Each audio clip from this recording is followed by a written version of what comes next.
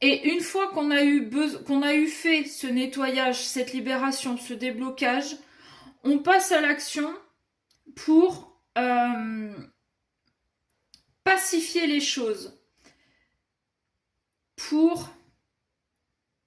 Alors,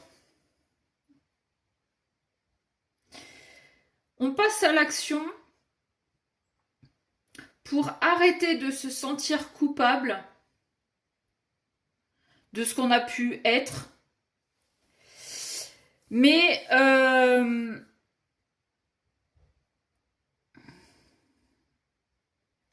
comment dire, c'est un peu... c'est comme si je recevais les messages mais que j'arrivais pas à les comprendre. Comme si j'avais plusieurs personnes qui me parlaient en fait.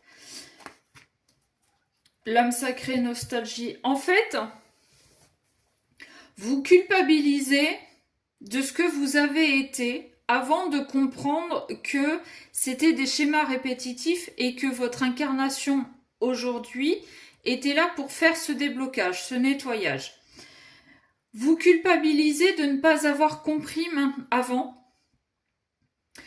mais vous deviez passer par tout ça, en fait, pour avoir ce déclic aujourd'hui. Vous allez, après avoir fait ce nettoyage, après avoir débloqué tout ça, vous allez sortir de votre tour et vous allez lâcher prise